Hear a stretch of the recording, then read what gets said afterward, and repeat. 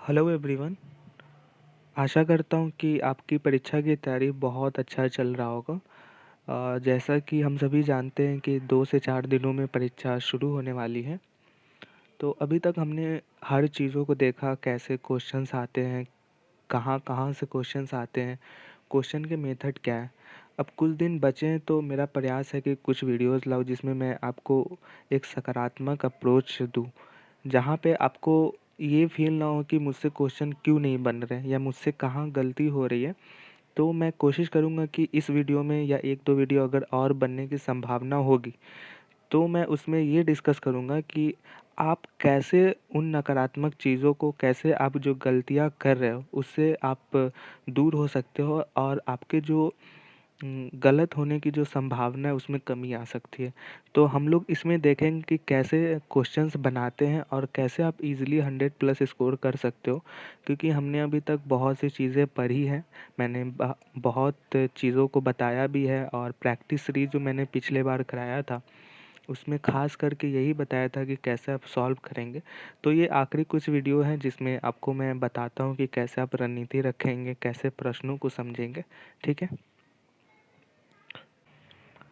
तो अभी मैंने क्या किया है कि इस जो पीडीएफ में मैंने क्या किया है कि जो भी इम्पोर्टेंट डायमेंशन है, जहाँ से क्वेश्चन आते ही हैं, और मैं गारंटी से कह रहा हूँ कि मैं जो ये 1-2 वीडियो लाऊँगा, इसमें से आप देखना कि मैक्सिमम प्रश्न आएँगे। भले ही वो डायरेक्टली ना पूछे लेकिन वो इनडायरेक्टली इसी से रिलेटेड पूछेंगे। इसलिए मैंने सोचा कि इस वीडियो में हर वो सब्जेक्ट से मैं क्वेश्चन उठाऊँ, जहाँ से क्वेश्चन बनते हैं, ठीक है? तो हम लोग देखते हैं कैसे प्रश्न। पहला है प्रश्न, children in a democratic culture tends to acquire democratic values and attitude. This statement clarifies the role of dash factor affecting learning. एक लोकतांत्रिक संस्कृति एवं बच्चे एक लोकतांत्रिक संस्कृति में बच्चे लोकतांत्रिक मूल्यों और दृष्टिकोणों को प्राप्त करते हैं। यह कथन अधिगम को प्रभावित करने वाला डैश कारक की भूमिका को स्पष्ट करता है। तो देखो इस प्रश्न में क्या पूछ रहा है। इस प्रश्न में बेसिकली वो ये पूछ रहे हैं कि एक लोकतांत्रिक संस्कृति यानी जो डेमोक्रेटिक कल्चर होता है, डेमोक्रेटिक कल्चर का मतलब होता है कि जहाँ पे लोगों की स्वतंत्रता अपनी इच्छा अनुसार करने की होती है। जैसे हमारी जो भारतीय संस्कृति है, तो उसमें एक नहीं बल्कि कई धर्मों का समावेश है। उसमें हिंदुइज़्म है, इस्लाम्स है, सूफ़ीज़्म है या क्रिश्चियनिटी है, बौद्धिज़्म है। तो ये क्या है, अलग-अलग जो धर्म है, तो ये एक धर्म का पार्ट है, लेकिन जो संस्कृति हमारा वो मिक्स कल्चर है। ये सभी धर्मों को एक साथ एक मंच जो प्रदान करता है हमारे देश में, वही संस्कृति का हिस्सा है।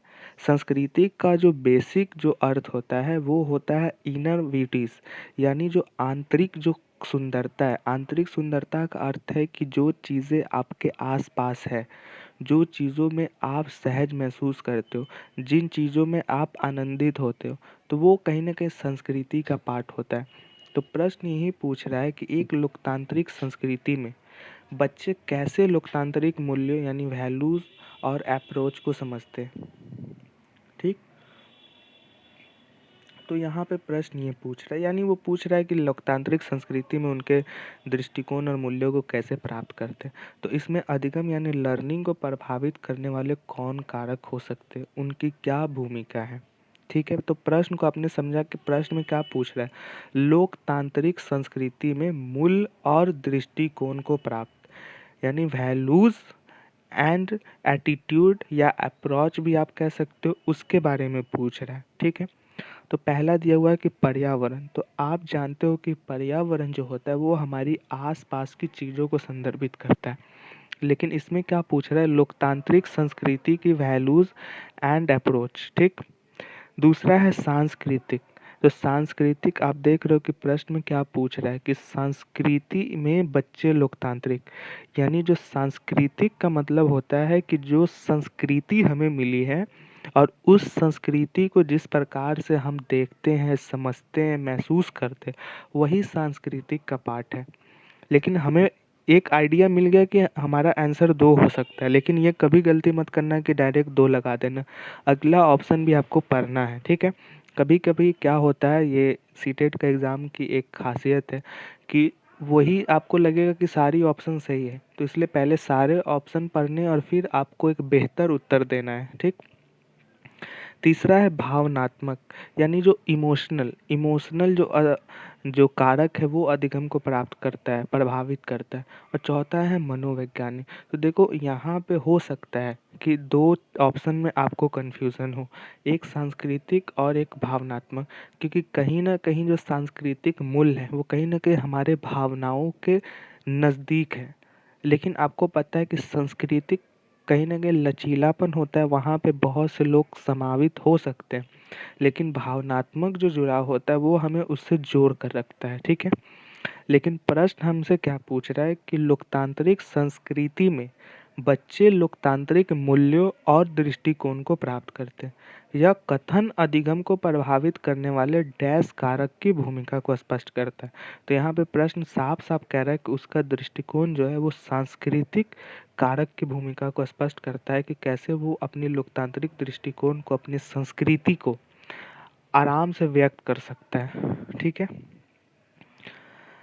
अगला इम्पोर्टेंट प्रश्न है कि संज्ञानात्मक क्षेत्र यानी कॉग्निटिव डोमेन में और डैश कौशल और डैश का विकास शामिल है।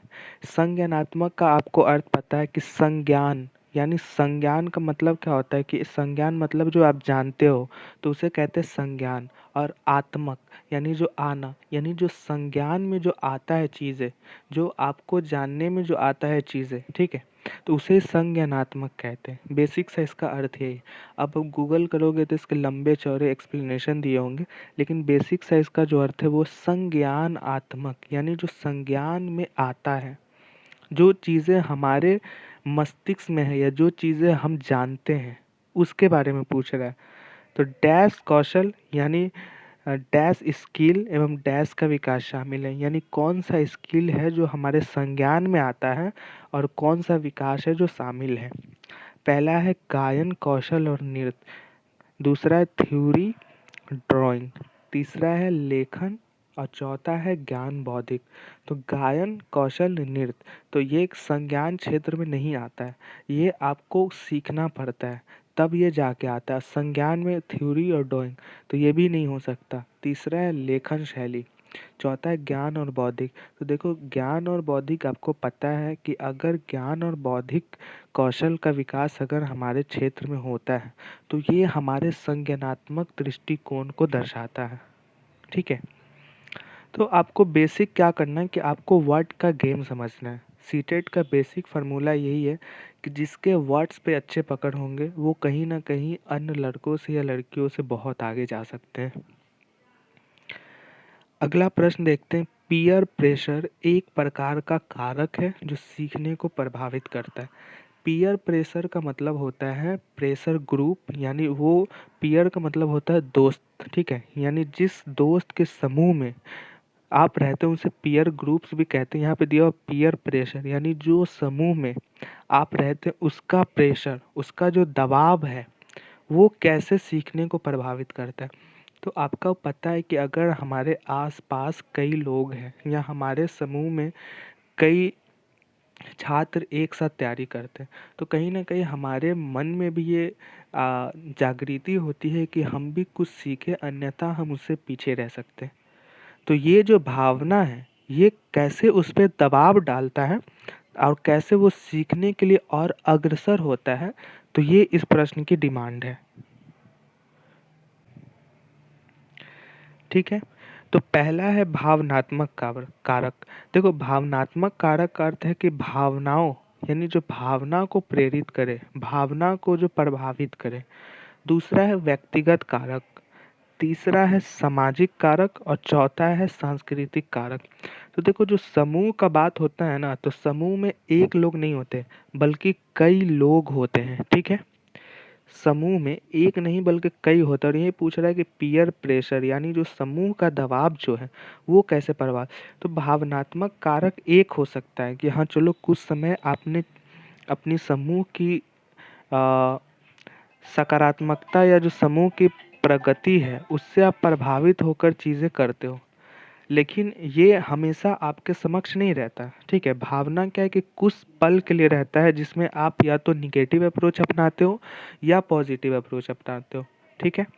दूसरा है व्यक्तिगत कारक। व्यक्तिगत कारक को प्रभावित कर सकता है, क्यों नहीं कर सकता?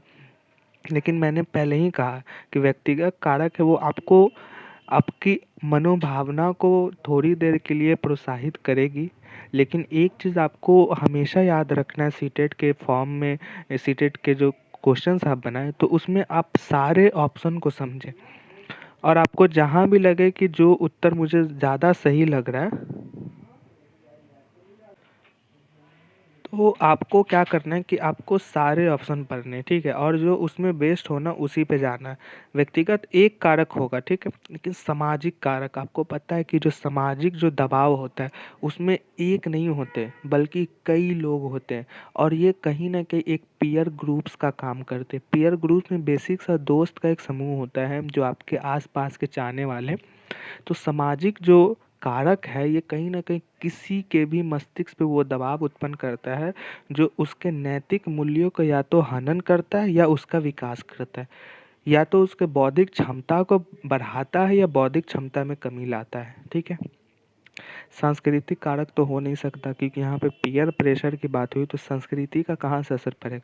संस्कृति तो आपको इनर जो ब्यूटी है, जो आंतरिक सुंदरता उसको प्रदर्शित करता है। तो इसका उत्तर हो जाएगा सी। अगला प्रश्न है वो है एक बच्चे के पास एक प्रकार के जानवर के बारे में एक स्कीमा हो सकता है। उदाहरण के लिए कुत्ता। अचानक जब बच्चा फिर से एक नई बड़ी और अलग नस्ल के कुत्ते से मिलता है तो वो अवाक रह जाता है। तो इस मामले में बच्चा कुत्ते के बारे में अपने मौजूदा स्कीमा में डैश नई जानकारी है, ठीक है? अब देखो इंग्लिश में इसलिए नहीं पढ़ रहा हूँ कि ज़्यादा समय लग जाएगा, ठीक है? और मैं नहीं चाहता कि ज़्यादा लंबी वीडियो, अभी आपके एग्ज़ाम है तो आप ज़्यादा भटको, ठीक? तो देखो प्रश्न में क्या पूछ रहा है कि एक बच्चे के पास एक प्रकार के जानवर के बारे में स्कीमा हो सकता है। माने वो जैसे कुत्ता, उस इसमें उदाहरण क्वेश्चंस में स्पष्ट किया हुआ है। तो कुत्ता के बारे में उसके एक योजना हो सकता है। स्कीमा का अर्थ होता है योजना, ठीक है? योजना कह लो या जानकारी कह लो, कुछ भी कह लो। तो कुत्ते के बारे में उसको जानकारी है कि कुत्ता काटता है तो कैसे हमें डोजेज़ लेने पड़ते हैं इंजेक्शंस के। कुत्ता से कैसे दूरी बनाते हैं या कुत्ता जो भौंकता है तो उसकी जो भावनाएँ हैं वो हमें समझ में आ जाती है। तो ये है। लेकिन अचानक जब बच्चा फिर से एक नई बड़ी और अलग कुत्ते से मिलता है, यानी उसे आइडिया नहीं था कि कुत्ता इतने बड़े हो सकते हैं या इस प्रकार के दिखते होंगे, ठीक? तो वो अवाक रह जाता है। अवाक मतलब दंग रह जाता है, यानी वो अ, अनिश्चित हो जाता है कि ये क्या हो गया, ये कौन-सा प्रजाति है। तो इस मामले में बच्चे के बारे में मौजूदा स्कीम यानी योजना में डैश नई जानकारी, यानी अब जो समय है जहाँ पे वो नई चीज़ें देख रहा है तो इसके बारे में उसमें क्या योजना आती है, वो कैसे चीज़ों को करता है, तो ये पूछता है। पहला है परिवर्तन, दूसरा है समायोजन, तीसरा है बदलाव या चौथा है आत्मसात। ठीक है, तो वो पहला है कि परिवर्तन, यानी वो उसके जो योजना में है वो परिवर्तन कर सकता है। या समायोजन मतलब वो उसी योजना के साथ उस जो नए प्रकार के कुत्ते उसके साथ वो वैसा ही व्यवहार कर सकता है। तीसरा है बदलाव कर सकता है कि कैसे वो उसके बदलाव अपने तरीके करें कि वो उस नई जो नस्ल के जो जानवर है उससे वो छुटकारा पा सकें। या चौथा है आत्मसात, यानी अपने अधिकार में लेना कि नहीं मैं इसे हैंडल कर सकता हूँ, जैसे मैंने योजनाएं बनाई थी उसी अनुरूप इसे हैंडल कर सकता हूँ। तो इसमें ज़्यादा चांसेस क्या आपको लग रहा है? आपको ज़्यादा चांसेस यही है कि वो भी एक कुत्ता का प्रजाति है। तो वो हो सकता है कि उसमें वो परिवर्तन करे, वो भागे दौड़े कि नहीं मैं अपने पुराना जो स्कीमा है, पुराना जो योजना जो मैंने बनाई थी किसी कुत्ता के बारे में, उसी के अनुरूप ना चलकर उसमें परिवर्तन करता हूँ। लेकिन आप जानते हैं कि अगर एक ही प्रकार के कोई दूसरी चीज़ भी हमारे पास आती है, तो हम वही साधन को अपनाते हैं, हम वही प्रक्रिया को अपनाते हैं जो हम पहले के लिए बनाए होते हैं। ऐसा तो नहीं कि अगर वही एग्ज़ाम दोबारा होगा तो हम अपनी चेंजेस कर लेंगे। वो रेयर केसेस में होते हैं कि हम चेंजेस करते हैं, ठीक? तो इसका उत्तर होगा आत्मसात। अगला प्रश्न देख लेते हैं। एक वांछनीय लक्ष्य के प्रत्येक छोटे चरण की प्रगति को तब तक पूर्ण बलन प्रदान करना जब तक कि वो पूरे तरीके से सीख न लिया जाए डैश कहलाता है। Reinforcing each small step of progress toward a desired goal until it is learn completely is known as. ठीक। तो जैसे पूछ रहा है एक वांछनीय लक्ष्य है, यानी कोई एक उसका जो लक्ष्य है जिसके प्रत्येक छोटे चरण यानी वो छोटा छोटा टारगेट बनाता है और उसकी प्रगति को लेकर वो पुनर्बलन यानी फिर से वो उसके प्रोग्रेस के बारे में वो जानता है। ठीक। प्रदान करता है कि वो पूरी तरीके से सीख न लिया जाए। ठीक। तो मेन जो इसमें प्रश्न पूछ रहा है कि एक जो लक्ष्य है, आप मान लो कि मेरा लक्ष्य है 10 दिनों के लिए, तो 10 दिनों में आपने क्या किया कि उसे डिवाइड कर दिया कि मुझे 2 दिन में इतने चीज़ करना है, 2 दिन में इतने करना है, और फिर आपने क्या किया कि उसे प्रोग्रेसिव जो उसका प्रोग्रेस है, जो प्रगति है, तब तक आपने उसको पूर्ण बलन यानी पूर्ण बलन का मतलब उसे पुनः बल दिया, पुनः उसे आगे बढ़ाया जब तक कि वो पूरी तरीके से सीख न लिया जाए। ठीक है। तो आपको अर्थ समझ में आ गया कि कोई क्रिया है और उसकी प्राप्त, जैसे आपके सीटेट का भी आपका एग्ज़ाम है, तो आपके एग्ज़ाम में भी 1 वीक हार्डली बचे हैं। तो आपने क्या किया कि एक लक्ष्य तैयार किया और आपने उस लक्ष्य को छोटे छोटे में बांट दिया कि मुझे फर्स्ट डे ईवीएस पढ़ना है, सेकेंड डे मुझे सीडीपी पढ़ना है, थर्ड डे मुझे मैथ पढ़ना है। तो इस तरीके से आपने उसको डिवाइड कर दिया और आपने पुनर्बलन दिया, यानी आपने उस पे फिर से बल दिया कि जब तक मैं इसे कंप्लीट ना कर लूँ, मैं जब तक सीटेट का एक एक कोर्स जो मेंशन है उसे कंप्लीट ना कर लूँ, जब तक मैं सीटेट का एग्ज़ाम ना दे दूँ, तब तक इसे उसी प्रगति से करूँगा, उसी गति से करूँगा जो मैंने कल किया था या जो मैंने पिछले टारगेट को पूरा किया था। ठीक। पहला है श्रृंखलाबद्धता। श्रृंखलाबद्धता का मतलब होता है कि एक एक कर। तो आपको पता है कि श्रृंखलाबद्धता कह लो या क्रमिक कर लो। ठीक है। तो ये तो होगा नहीं श्रृंखलाबद्धता की, अगर वो लक्ष्य तैयार किया तो वो तो आगे भी लक्ष्य करेगा, लेकिन यहाँ पे क्या लक्ष्य हो रहा है कि वो लक्ष्य जब पूरी हो जाएगा तब तक के लिए पुनर्बल दे रहा है, ये नहीं कि लक्ष्य पूरी नहीं हो रहा है फिर भी वो देते चला जा रहा है। ठीक। दूसरा है शेपिंग। तो देखो शेपिंग का मतलब होता है कि किसी क्रिया को तब तक करना जब तक कि वो पूर्ण ना हो जाए, यानी एक शेप देना, यानी वो आकार देना कि मुझे इतने दिनों में करना है, मुझे इस प्रकार से करना है, इतना पढ़ना है। ठीक है। तीसरा है संकेतन। संकेत देना नहीं होगा। चौथा है प्रतिरूपण नहीं होगा। तो इसका उत्तर हो जाएगा शेपिंग। आपको क्या करना है कि बस क्वेश्चंस को पढ़ना है और उसका एक सारांश तैयार कर लेना है कि कैसे चीज़ें होती हैं। आप अगर इस प्रकार से क्वेश्चंस को सॉल्व करोगे तो मुझे यकीन है कि बहुत अच्छा परफॉर्मेंस आपके होने वाले हैं। अगला देख लेते हैं, निम्नलिखित में से क्या प्रगतिशील शिक्षा की विशेषता नहीं है। यानी जो प्रोग्रेसिव एजुकेशन, आपको पता है कि प्रोग्रेसिव क्लास यहाँ दिया हुआ, तो प्रोग्रेसिव क्लास का मतलब होता है कि जो टारगेट्स आपको मिलते हैं या जो लक्ष्य आपके टीचर द्वारा दिए जाते हैं, ये जो क्रियाएं आपके कक्षा में होती है, उसे अगर आप निरंतर करते हो, रेगुलर आप मेंटेन करते हो, तो वो प्रोग्रेसिव क्लास का एग्जाम्पल है, वो प्रोग्रेसिव क्लास कहलाता है। ठीक है। अब देखते हैं इसमें क्या पूछ रहा है कि विशेषता नहीं है। पहला है इसमें बच्चों की सक्रिय रूप में सहभागिता। तो ये तो विशेषता है, अगर बच्चे रेगुलर मेंटेन कर रहे हैं और उसमें पार्टिसिपेट कर रहे हैं तो ये है। दूसरा है लचीला समूह गठन। आपको पता है कि अगर लचीला समूह रहता है तो कहीं ना कहीं क्रियाएं करने में मदद मिलती है, कहीं ना कहीं उसे आगे ले जाने में अच्छा लगता है। ठीक है।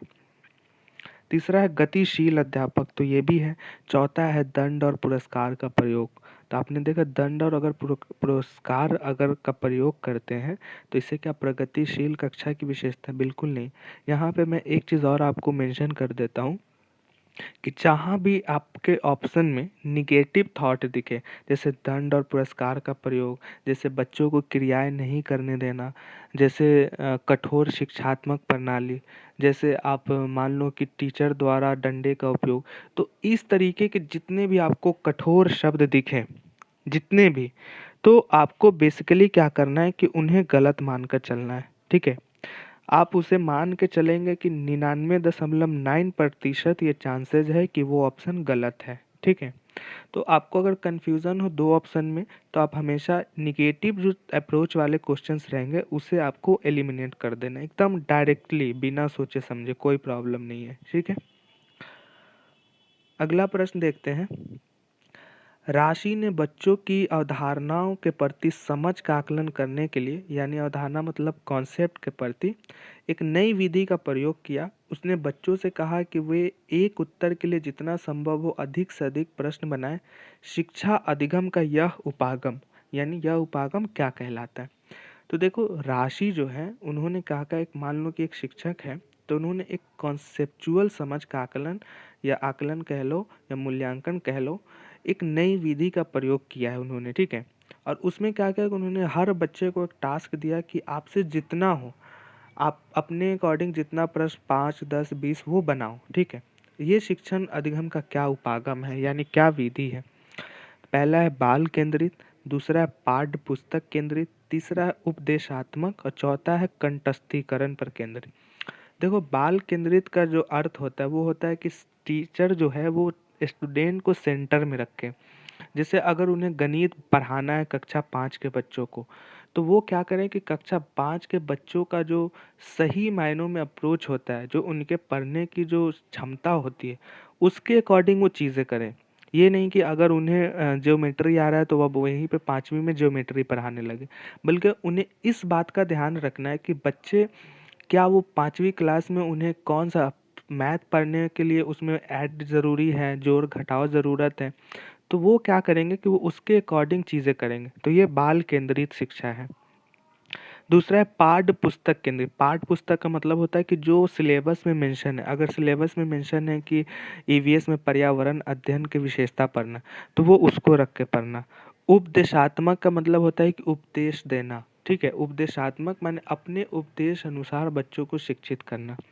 चौथा है कंठस्थीकरण पर केंद्रित, यानी कंठस्थीकरण का मतलब है कि निगेटिव अप्रोच में पढ़ाना। लेकिन यहाँ पे क्या आप क्वेश्चन, अब आप यहाँ पे समझो कि क्या क्वेश्चन दिया हुआ है। क्वेश्चन में दिया हुआ कि अवधारणाओं के प्रति समझ का आकलन करने के लिए नई विधि किया गया और बच्चों को जितना हो सके उतना अधिक प्रश्न बनाने के लिए कहा गया। तो यहाँ पे क्या बच्चों को केंद्र में रखकर उनके अनुरूप कहा गया कि आप कितना भी दो प्रश्न, ठीक है। तो आप देख रहे हो कि कैसे क्वेश्चंस में चीज़ें मेंशन है, बस आपको बेसिक नॉलेज होना चाहिए। तो इसका क्या उत्तर हो जाएगा, बाल केंद्रित। अगला प्रश्न देख लेते हैं। एक समावेशी कक्षा में सहयोगात्मक प्रणाली और सहयोजक अधिगम को डैश कहते हैं।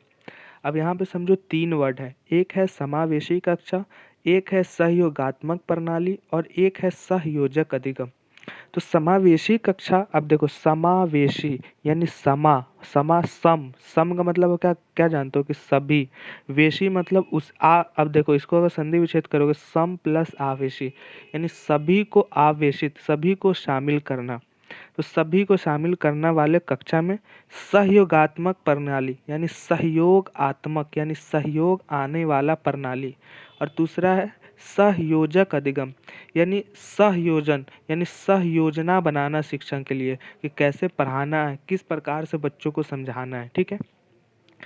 पहला है अत्यधिक हतोत्साहित करना, अगर वो हतोत्साहित करेंगे तो सहयोगात्मक और सहयोजक अधिगम होगा नहीं। ये क्या निगेटिव यहाँ पे ऑप्शन है, तो इसे आप डायरेक्टली एलिमिनेट कर दो, कट कर दो। दूसरा है सक्रियता से प्रोत्साहित करना, ये पॉजिटिव है, और यहाँ पे क्या देगा कि समावेशी सहयोगात्मक और सहयोजक, तो इसका उत्तर क्या हो जाएगा, बी हो जाएगा। लेकिन मैंने फिर कहा कि उत्तर आपको पता चल गया, फिर भी सी और डी देखना है।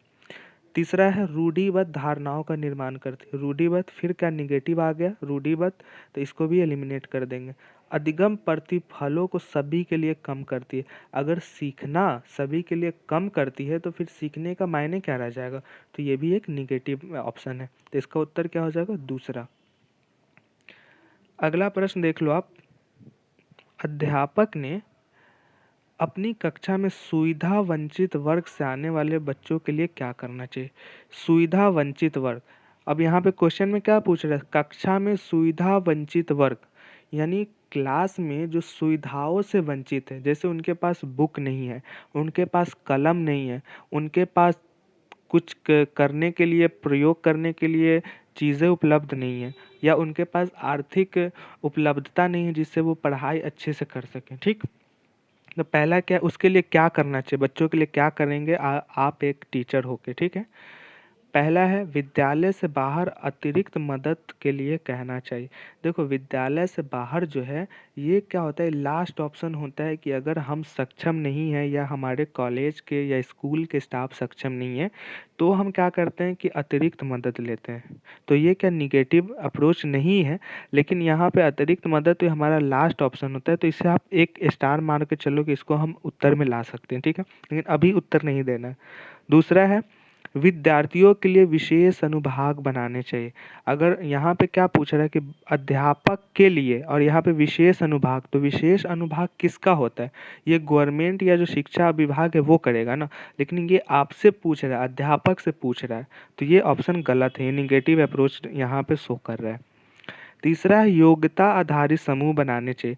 अब यहाँ पे योग्यता कहाँ से आ जाएगा, यहाँ पे वंचित वर्ग से बात हो रहा है, तो ये भी क्या है कि आउट ऑफ क्वेश्चन है, तो इसे भी सी एलिमिनेट हो जाएगा। अगला है सहयोगात्मक समूह बनाने चाहिए जो अधिगम के संवर्धन के लिए समूह विविधता का इस्तेमाल कर सके। अब यहाँ पे देखो कितना पॉजिटिव, यहाँ पे देखो सहयोगात्मक यानी सहयोग के लिए एक समूह का निर्माण हो जिसमें जितने भी सीखने वाले बच्चे हैं उनके संवर्धन यानी उनके उत्थान के लिए इस्तेमाल हो सके। तो यहाँ पे देखो पहला है अतिरिक्त मदद लेना और दूसरा है सहयोगात्मक। तो आपके पास दो ऑप्शन है, लेकिन मैंने शुरू में भी बताया है कि चीज़ें क्या करनी है, जो सबसे ज़्यादा अच्छा इम्पोर्टेंट जो ऑब्जेक्ट हो क्वेश्चंस का उसी के साथ जाना है। तो पहला वाला भी हो सकता है, नो डाउट नहीं हो सकता है, बट क्या जो सबसे बेस्ट ऑप्शन है वही उत्तर होगा, तो इसका उत्तर हो जाएगा डी। अगला देखो आप, बच्चों के बारे में निम्नलिखित में से कौन सा सही है। यहाँ पे मैं फिर से कहूँगा कि आप क्वेश्चन बनाने के टाइम में कौन सा सही है कौन सा सही नहीं है इसको अंडरलाइन कर लेंगे। यहाँ पे मैं नहीं कर पा रहा हूँ क्योंकि मेरे पास अभी सिस्टम नहीं अवेलेबल है। भविष्य में प्रयास करूँगा कि सारी चीज़ें अच्छे से हो।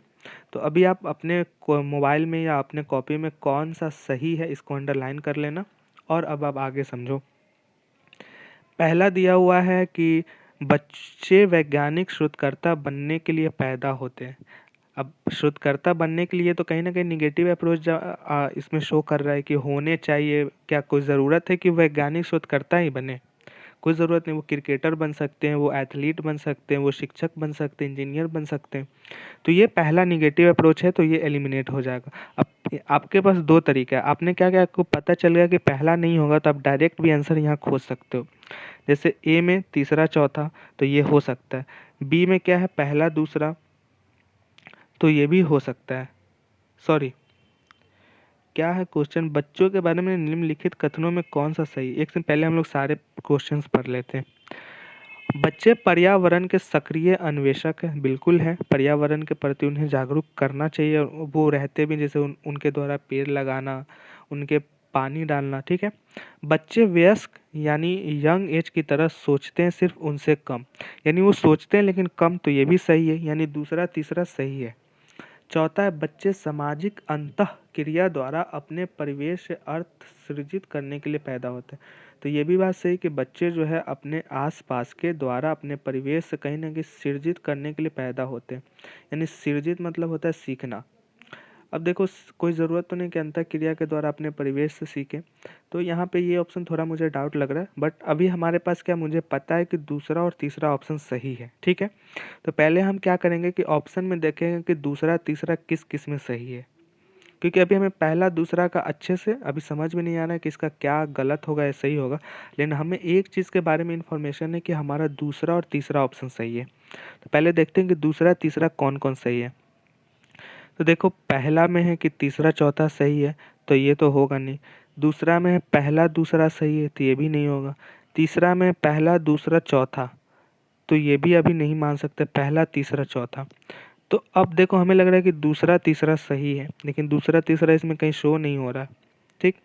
तो अब इसमें क्या करना होगा कि अब हमें क्या होगा कि इसमें हमारा प्रश्न गलती होने के चांसेस बढ़ गए कि यार दूसरा तीसरा तो हमें सही लग रहा था बट ऑप्शन में नहीं है।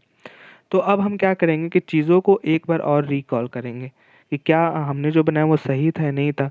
तो अब हो सकता है कि या तो किसी दूसरा तीसरा के माध्यम से किसी एक के साथ जा सकते हो कि जिसमें दूसरा है, जिसमें तीसरा है तो उसके साथ जाएंगे, लेकिन यहाँ तो सब में दूसरा तीसरा है। तो अब आपको क्या करना है कि फिर से प्रश्न पढ़ना है और कौन सही है वो पेन से करना है। जैसे बच्चे वैज्ञानिक शोधकर्ता बनने के लिए पैदा होते हैं। अब देखो, बच्चे तो कोई ज़रूरत नहीं कि वैज्ञानिक शोध ही करें, लेकिन यहाँ पे क्या वैज्ञानिक शोधकर्ता, यानी वैज्ञानिकों के मदद के लिए, जैसे वो हो सकता है कि कोई साइंटिस्ट बन जाए, कोई एग्रीकल्चर में सेक्टर में अच्छा करे, कोई इन्फॉर्मेनिस्ट बन जाए, कोई आईटी में करे, तो हो सकता है, मे बी मान सकते हो आप, ठीक, कि हो सकता है, मान सकते हो। दूसरा तो होगा ही कि बच्चे पर्यावरण के सक्रिय अन्वेषक है, ये तो होगा ही 100%। तो दूसरा होगा तो आप यहाँ से क्या करोगे, जिसमें दूसरा है उसको अभी छांट लो। पहला में दूसरा नहीं तो ये कट कर दो। बी में दूसरा है, हाँ है। सी में दूसरा है, हाँ है। डी में दूसरा है, नहीं है। तो आपके पास क्या बच गए, बी और सी, ठीक। बी और सी बच गए। तो अब यहाँ पे क्या होगा कि तीसरा हमें सही लग रहा है लेकिन तीसरा है नहीं, तो अभी हम मान के चलो कि पहला दूसरा सही है। चौथा में क्या है कि अंतः सृजित करने के लिए पैदा होते हैं। तो देखो, सामाजिक में होता क्या है कि बच्चे अपने परिवेश से सीखते हैं, कहीं ना कहीं उनका जो आस पड़ोस है तो वो उनका प्रभाव डालता है, और हमने समाजीकरण में पढ़ा भी है, ठीक है। तो ये एक कारक है, मैं ये मानता हूँ कि एक कारक, मैंने शुरू में ही बताया कि एक कारक है, लेकिन ये सब कारक नहीं है, क्योंकि बच्चे अंतः क्रिया में परिवेश के साथ साथ स्कूल से सीखते हैं, समाज से सीखते हैं, पीयर ग्रुप से सीखते हैं, अपने आसपास के पर्यावरण से सीखते हैं। तो मान लेते हैं कि ये भी एक कारक है, लेकिन ऑप्शन में अब हमारे पास कोई विकल्प नहीं है, तो हम चौथा को भी सही मान लेते हैं। तो इसलिए हमारा उत्तर हो जाएगा सी, ठीक है। अगला प्रश्न देख लेते हैं। विद्यार्थियों के काम में त्रुटियों का विश्लेषण का मुख्य उद्देश्य क्या है? यानी जो विद्यार्थी जो वर्क करते हैं उसमें जो हम त्रुटि निकालते हैं, जो रॉन्ग चीज़ें निकालते हैं, उसके विश्लेषण के लिए मुख्य जो उद्देश्य है वो क्या है? पहला है विद्यार्थियों को श्रेणीबद्ध करना और योग्यता आधारित समूहों में पृथकीकरण करना। अब आपको पता है कि अगर हम श्रेणीबद्ध विद्यार्थियों को करेंगे और उनका पृथकीकरण करेंगे तो कहीं ना कहीं उसमें भेदभाव की भावना उत्पन्न होगी, कहीं ना कहीं उन्हें लगेगा कि हम इनसे अलग है या कमज़ोर हैं। तो ये हमारा क्या है कि निगेटिव अप्रोच है। त्रुटियों का विश्लेषण वो नहीं होता। त्रुटियों का विश्लेषण इसलिए किया जाता है कि बच्चों का आकलन किया जा सके कि वो किस विषय में पिछड़ रहे हैं, कहाँ पे उन्हें ज़्यादा समस्या उत्पन्न हो रही, तो हमें उस पे वर्क करना होता है, ठीक। दूसरा है बच्चों की सोच चिंतन को समझना, बिल्कुल कि हाँ वो किस प्रकार से बच्चा सोचता है, उसके कहाँ वर्क करना है। तो एक हमारे पास क्या लग रहा है कि बी सही होगा, तो इसे हम स्टार मार लेंगे। तीसरा है विद्यार्थियों को किसी भी तरीके की गलती करने के लिए फटकारना। अगर हम फटकारेंगे तो इस पे क्या निगेटिव प्रभाव पड़ेगा, तो ये निगेटिव एलिमिनेट क्वेश्चन है, तो सी हमारे पास नहीं होगा। अभी हमारे पास सिर्फ बी है। चौथा है विद्यालयों में अध्यापक की क्षमता का तुलना करना। यहाँ पे क्वेश्चन में क्या पूछ रहा है कि विद्यार्थियों के, तो यहाँ पे क्या है अध्यापक के, तो ये भी नहीं होगा। तो हमारा उत्तर क्या हो जाएगा, बी होगा। अब देखो, आप चीज़ों को क्या करो कि आप अपने अकॉर्डिंग बनाओ। आपको कुछ भी समझ में नहीं आ रहा ना, आप अध्यापक की जगह खुद के रखो, विद्यार्थी की जगह खुद को रखो, और फिर आप क्वेश्चंस को बनाओ, तो आपको लगेंगे कि हाँ हम कहाँ हैं और कहाँ हमसे गलतियाँ हो रही है।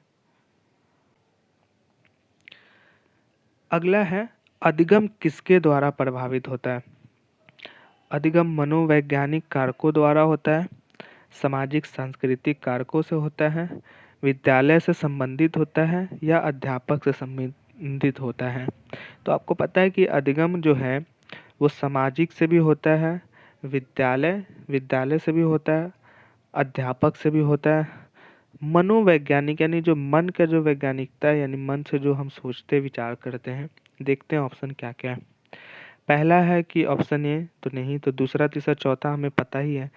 दूसरा पहला दूसरा नहीं, तीसरा पहला दूसरा तीसरा नहीं, चौथा पहला दूसरा तीसरा चौथा, तो ये चारों हो जाएगा। अधिगम जो है वो चारों से प्रभावित होते हैं। हमने पहले भी देखा कि उसका समाज का असर पड़ता है, आस पड़ोस का पड़ता है, अपने समूह का पड़ता है, अपने दोस्तों का पड़ता है, वो जहाँ रहता है उसके परिवेश का पड़ता है, ठीक है। तो इसका उत्तर हो जाएगा डी। अगला देख लेते हैं कि कक्षा में विद्यार्थियों के त्योहारों को मनाने में अपने अनुभवों को साझा करने को बढ़ावा देना किसका उदाहरण है?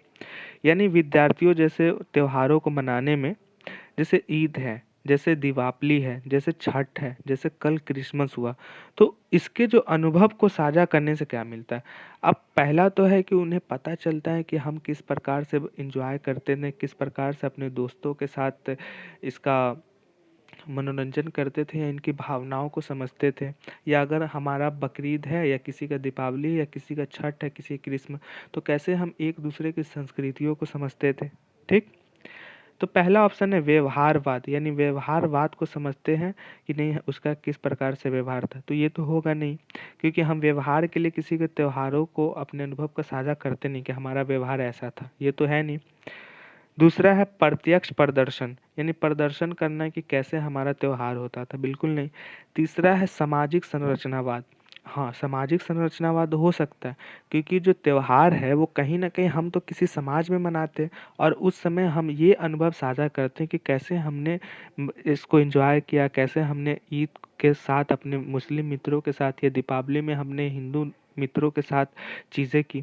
तो ये क्या सामाजिक संरचनावाद को प्रदर्शित कर रहा है। चौथा है पाठ्य पुस्तक नहीं बल्कि अपने अनुभवों की बात हो रही है। ठीक। तो इसका उत्तर हो जाएगा सी। अगला है, ओके,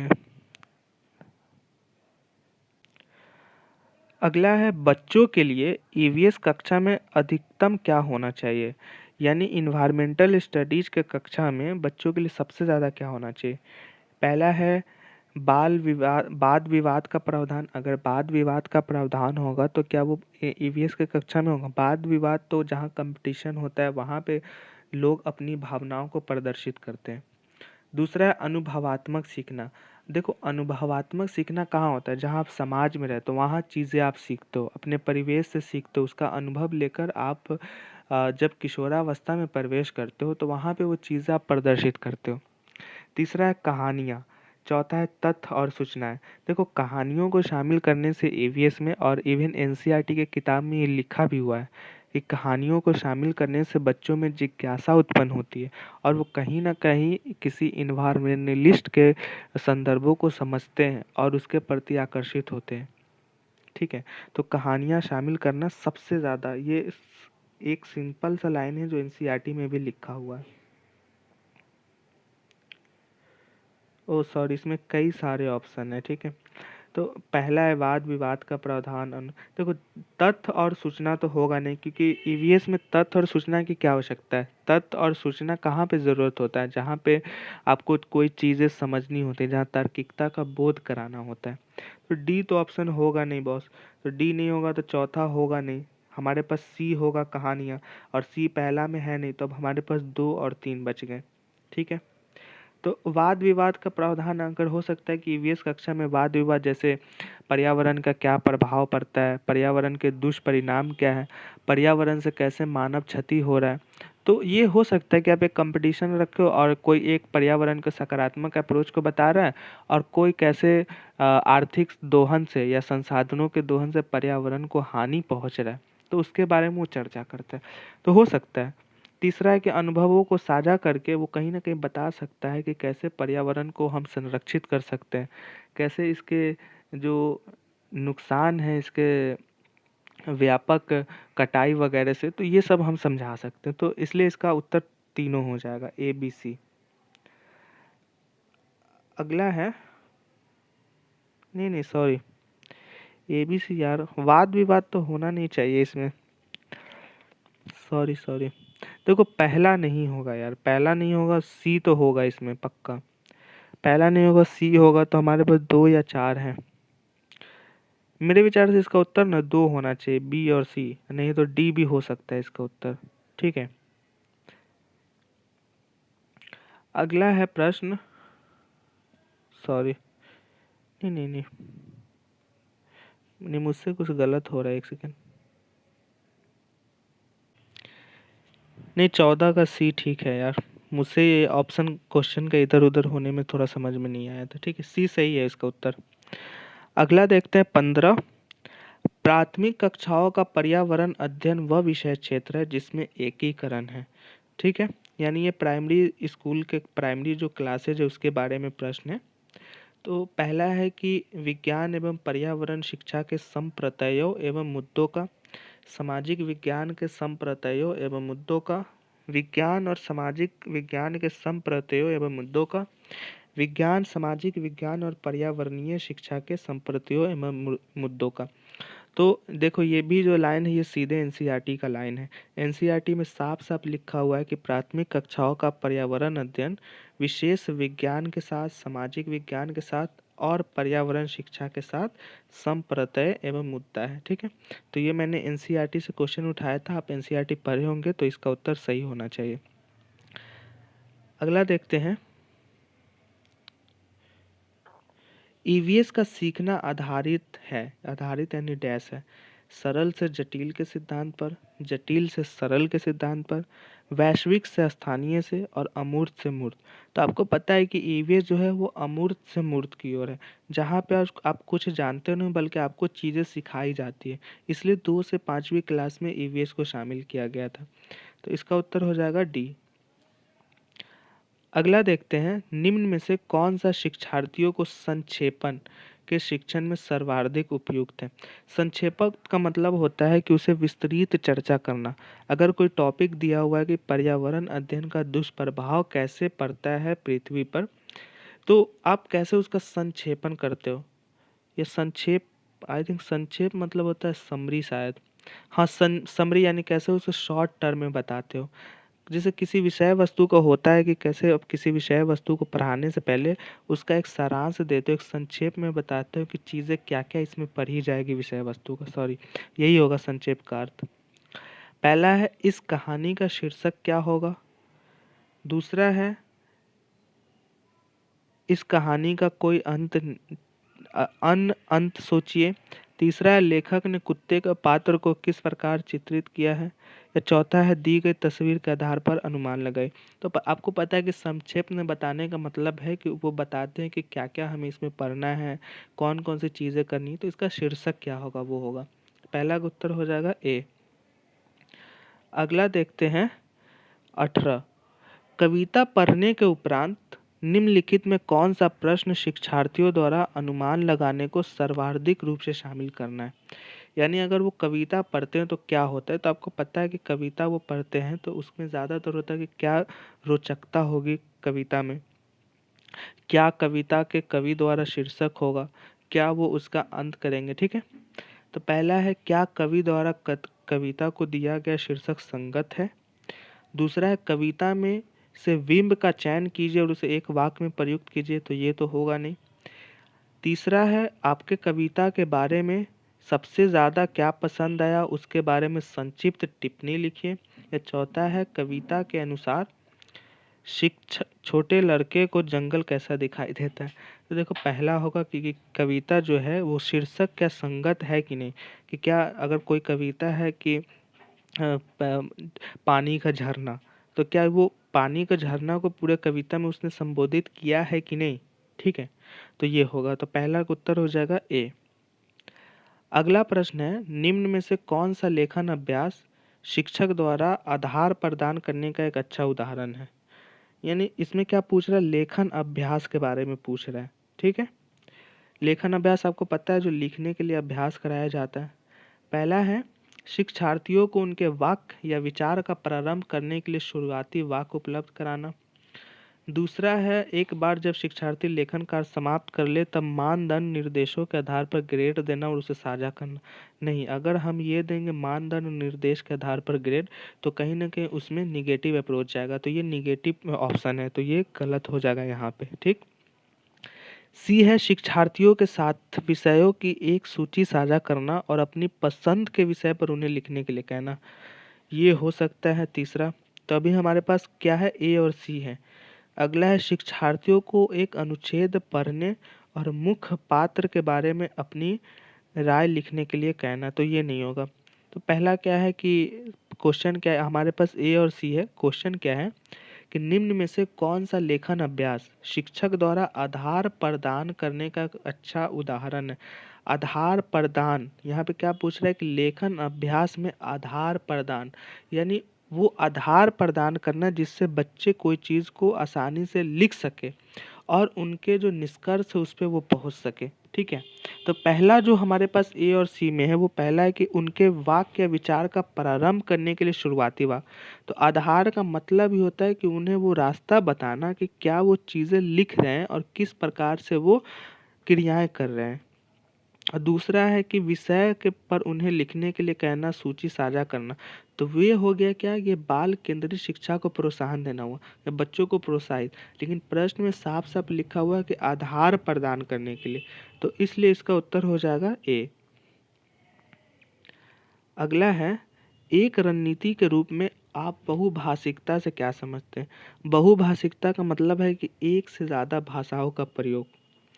पहला है शिक्षार्थियों की भाषा का प्रयोग करना, विद्यालय में अनेक भाषाएं पढ़ाना, अंग्रेजी भारतीय भाषाओं में पढ़ाना, केवल मातृभाषा के माध्यम से पढ़ाना। तो बहुभाषिकता का मतलब होता है कि अगर जो चीज़ें आपको आती है और उसके अलावा जो बच्चों को नीड्स है या मातृत्व जो शिक्षा है उसके माध्यम से प्रोत्साहित करना। देखो जो ऑप्शन डी है वो हो सकता था सही, लेकिन इसमें लिखा हुआ केवल मातृभाषा के माध्यम से पढ़ाना। अगर वो केवल मातृभाषा का प्रयोग करेंगे तो क्या बहुभाषिकता का अर्थ रह जाएगा। लेकिन पहला क्या है कि शिक्षार्थियों की भाषा का प्रयोग करना। तो ये मातृभाषा के स्थान पे शिक्षार्थियों की भाषा का प्रयोग कहीं ना कहीं बहुभाषिकता को दर्शाता है कि एक टीचर को एक जो लैंग्वेज आती है पढ़ाने उसके अलावा वो बच्चों की जो मानदंड उसको ध्यान में रख के चीज़ें कराता है। तो इसलिए इसका उत्तर हो जाएगा ए।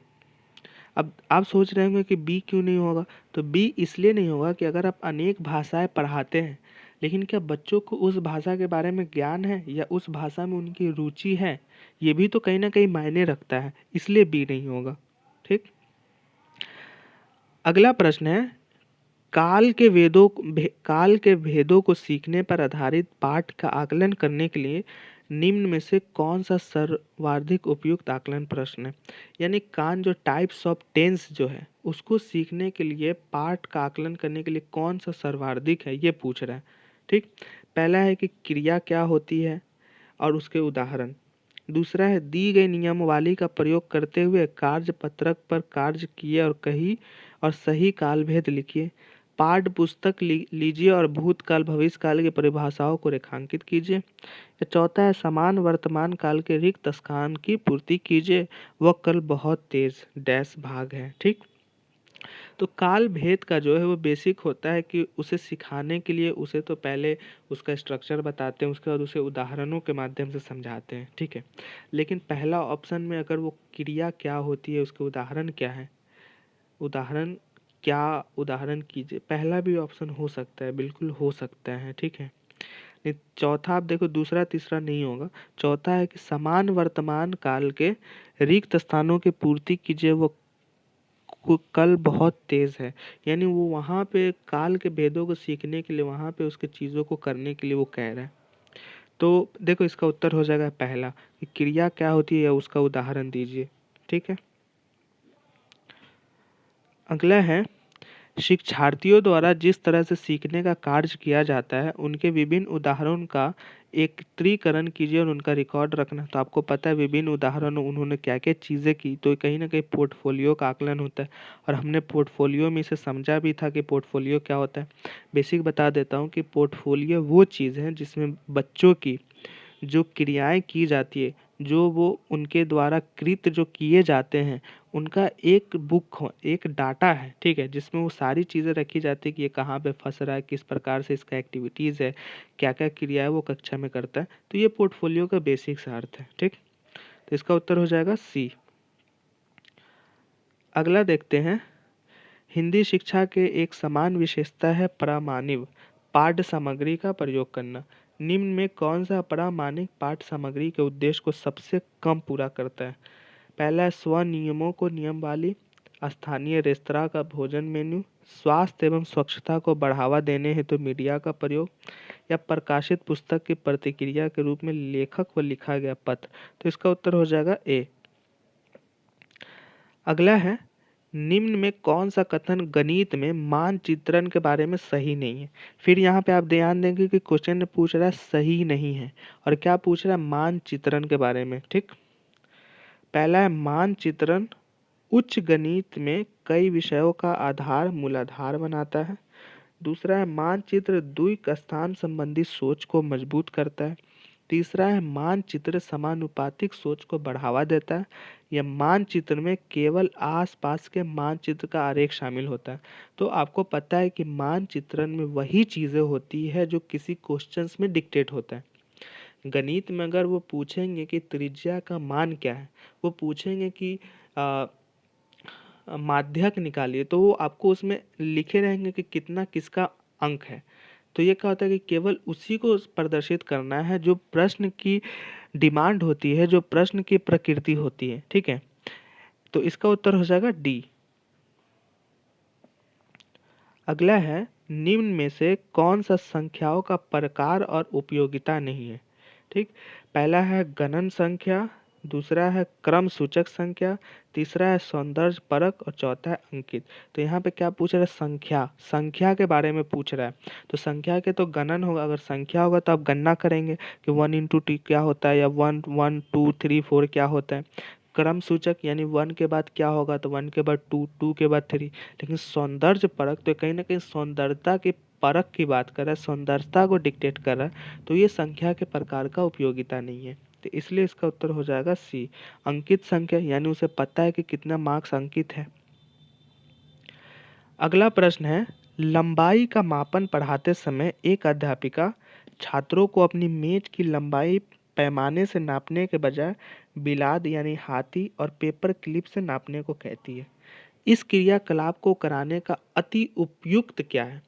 यानी एक टीचर जो है वो पढ़ाते समय छात्रों को क्या कहती है कि आपको मेज जो है, जो आपका टेबल है, उसकी लंबाई नापना है। और उसमें वो कहती है कि आपको कोई इंची टेप या कोई भी मापने का स्केल वगैरह जो है उससे नहीं करना है। आपको सिंपली क्या करना है, आपको हाथ से माप कर बताना है कि इसकी क्या साइज है। ठीक है, तो इस क्रियाकलाप का अति उपयुक्त यानी जो सबसे बेस्ट जो ऑप्शन है वो क्या है। ठीक, पहला है वह विद्यार्थियों को क्रियाशील गतिविधियों में व्यस्त रखना चाहती है क्योंकि विद्यार्थियों के लिए रोचक होता है। अब देखो, लंबाई को मापने के लिए अगर आप इंची टेप की जगह हाथ से करोगे तो रोचक तो होगा नहीं। ये पढ़ने की तो बात नहीं कि वो उसके अनुसार कि नहीं आपका मन है हाथ से करने का तो आप हाथ से कीजिए, अदरवाइज स्केल से, तो वो रोचकता को प्रदर्शित करती, तो इसलिए पहला नहीं होगा। दूसरा है वह अपने विद्यार्थियों को यह सिखाना चाहती है कि पेपर क्लिप एक द्वारा लंबाई का सही मापन कैसे किया जाता है। अच्छा, इसको हो सकता है, ये हो सकता है, लेकिन हम लोग और आगे देखते हैं। तीसरा है वह चाहती है कि उसके विद्यार्थी पुराने तरीके से वस्तुओं का मापन करने का अभ्यास करें। बिल्कुल ही वो नहीं चाहती है, सी नहीं होगा।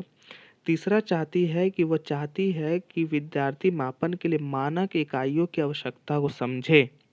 तो देखो, इसके हमारे पास दो ऑप्शन है, बी और डी। तो हमारे पास हो सकते हैं कि वो बच्चों को लंबाई मापन कैसे किया जाता है, हो सकता है, व्हाई नॉट।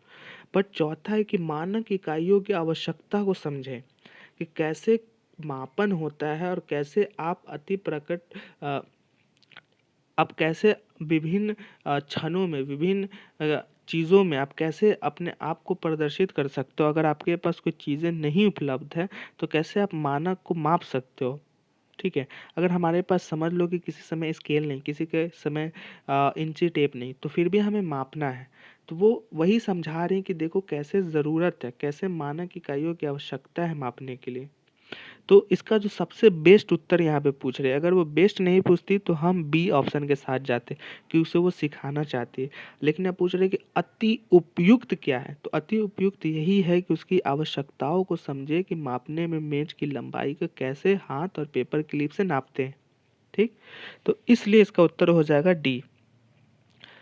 अब आखिरी दो प्रश्न हमारे पास बचे हैं।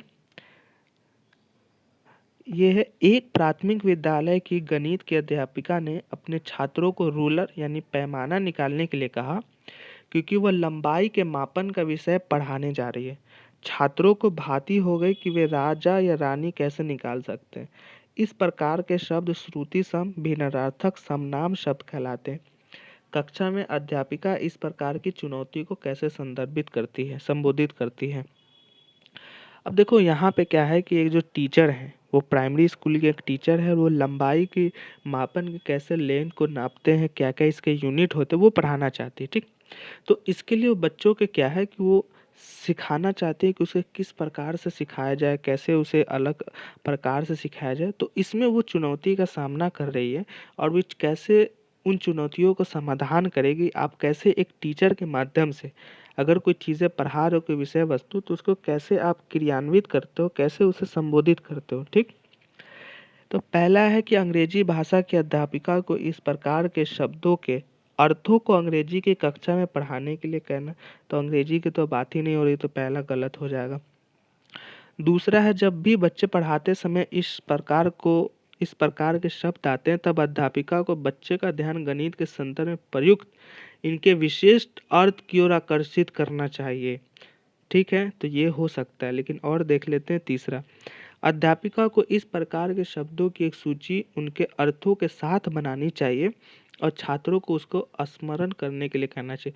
यहाँ पे बात हो रही है शिक्षक की, अध्यापिका की, यहाँ पे स्टूडेंट की बात नहीं हो रही है, तो इसलिए सी नहीं होगा। चौथा है, अध्यापिका को ध्यान नहीं देना चाहिए। अब नहीं देना चाहिए तो पहले ही एलिमिनेट हो जाएगा, तो डी भी नहीं होगा। तो हमारे पास क्या बच गया, बी। तो आपने देखा कि ये कैसे जटिल प्रश्न होने के बावजूद भी आप एलिमिनेट करके प्रश्न को हल कर सकते हैं। ठीक है, आज का अंतिम प्रश्न है, कक्षा 3 के एक अध्यापिका अपने छात्रों के लिए निम्नलिखित प्रश्न पढ़ाती है। अगर मैं दहाई में से 2 इकाई घटाऊं तो उत्तर क्या होगा। छात्रों में से एक जवाब देता है उत्तर 0 है।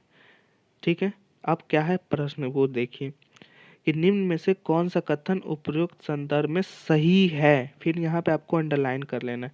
तो प्रश्न में क्या पूछ रहा है कि 2 दहाई में से 2 इकाई घटाती है। ठीक है, तो छात्र क्या करता है, उत्तर 0। पहला है कि छात्र द्वारा दिया गया उत्तर सही है। देखो उत्तर तो सही नहीं है। दूसरा है, छात्र में स्थानीय मान की संकल्पना को ढींढ करने के लिए शिक्षक को मूर्त सामग्री का प्रयोग करना चाहिए कि कैसे सही होगा कैसे गलत होगा। ये एक ऑप्शन हो सकता है। अगला है, शिक्षक को अभ्यास के लिए 10 समान प्रश्न देने चाहिए। 10 समान प्रश्न देंगे, लेकिन क्या जरूरी है कि वो प्रश्नों का सही विकल्प चुने। अगला है, शिक्षक को छात्र के उत्तर पर ध्यान नहीं देना चाहिए तथा स्वयं सही उत्तर दे देना चाहिए। अगर वो स्वयं सही उत्तर दे देंगे तो बच्चे सीख कैसे पाएंगे। ठीक है, तो इसलिए उसका उत्तर बी हो जाएगा। देखो बी, पहले भी मैंने कहा कि ये हाँ प्रॉब्लम हो सकती है, लेकिन जहाँ पे प्रॉब्लम हो वहाँ पे आपको चीज़ें एलिमिनेट करके जाना है। तो आपको मैंने इसमें 28 क्वेश्चन है और ये 28 क्वेश्चन में मैंने अलग अलग डायमेंशन से समझा है। मैं एक बार और रिपीटेड कर देता हूँ।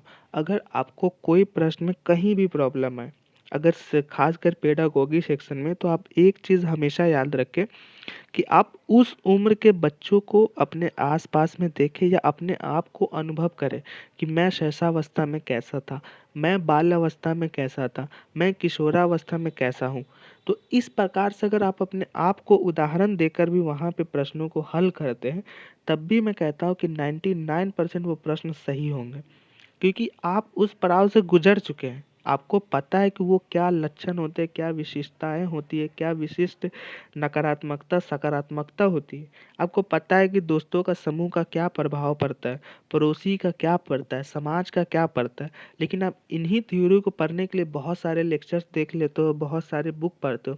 लेकिन मैं हमेशा ये कहता हूँ कि आप अपने आप पे ध्यान दो कि क्या चीज़ें सही हो सकती है। मैंने इसलिए चैनल का भी नाम रखा है कि सेल्फ एजुकेशन ग्रुप। दूसरा बात क्या याद रखना है कि जब भी प्रश्नों को हल करने में प्रॉब्लम है, तो आप हमेशा याद रखेंगे कि जो गलत ऑप्शन है उसे आप कट कर देंगे और आपके पास जो ऑप्शन बचेंगे उसके अनुरूप उत्तर देने का प्रयास करें। ठीक है, तो आज हमने हर डायमेंशन को समझा है। आशा करता हूँ कि आपको यह वीडियो बहुत पसंद आई होगी और आपके एग्ज़ाम में मदद ज़रूर करेगी। कहीं भी कोई प्रॉब्लम हो तो आप कमेंट करें और चैनल को सब्सक्राइब कर लीजिए। मैं ऐसे ही बहुत सारी चीज़ें अभी आने वाले दिनों में लाऊंगा। मेरा प्लान भी बहुत बड़ा है, बट अनफॉर्चुनेटली टाइम की समस्या है, तो इसलिए नहीं कर पाता हूँ। तब तक के लिए ध्यान दीजिए और परीक्षा पास करके अपने माँ बाप का और समाज का नाम रोशन कीजिए। फिर मिलते हैं अगले वीडियो में। धन्यवाद।